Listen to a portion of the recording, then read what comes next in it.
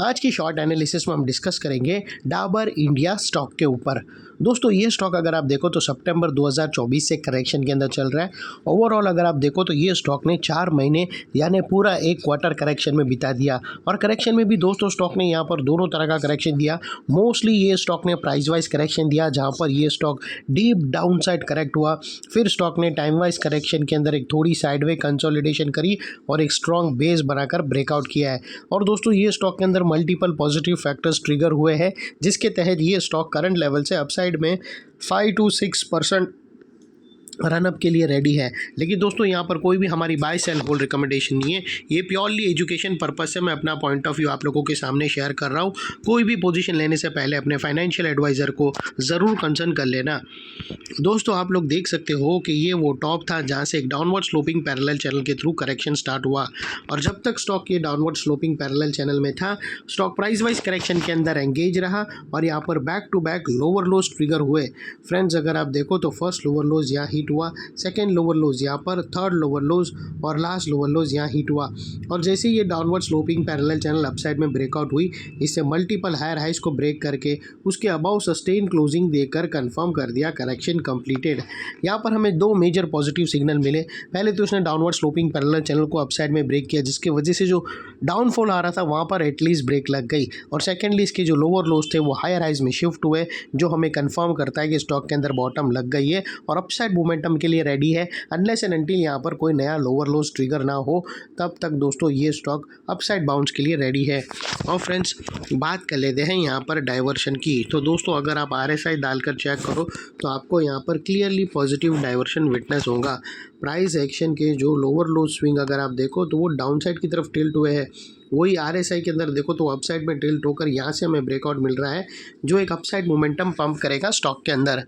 और अल्टीमेटली दोस्तों बात कर लेते हैं यहाँ पर चार्ट पैटर्न की। तो फ्रेंड्स अगर आप देखो तो यहाँ पर हमें एक triangular chart pattern breakout clearly witness होता है।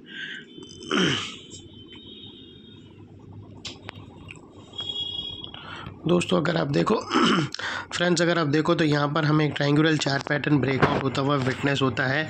लेकिन दोस्तों यहाँ पर हम दो नेकलाइन लेकर चलेंगे क्योंकि ये फॉल्स ब्रेकआउट के ट्रैप में फंस ना जाए, वो कारण में दोस्तों हम एक्चुअल ब्रेकआउट 540 के ऊपर मानकर चलेंगे। हम वेट करेंगे एक और कैंडल क्लोजिंग का अबव 540, उसके बाद दोस्तों ये ट्रायंगुलर पैटर्न ट्रिगर हो जाएंगी जो अपसाइड में ट्रेड कर सकते हो जिसका टारगेट निकल कर आता है 575 से 580 तक के इसके जो टारगेट आते हैं जो तकरीबन 5 से 6% के बीच में आता है।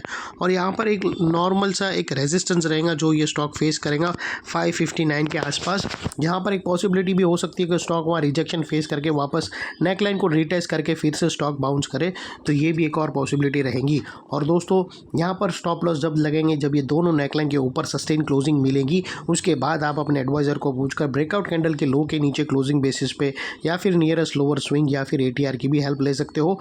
जो भी स्टॉप लॉस रखो दोस्तों इतना मेक श्योर करना कि आपका risk to reward ratio at least 1:2 या मिनिमम 1:1.5 रहना चाहिए। और फाइनली दोस्तों नेकलाइन के पास का ये एरिया बहुत ही इंपॉर्टेंट एरिया बनकर ट्रिगर होगा बिकॉज मल्टीपल पॉजिटिव फैक्टर्स हमें यहाँ पर एक्शन में आते हुए मिले।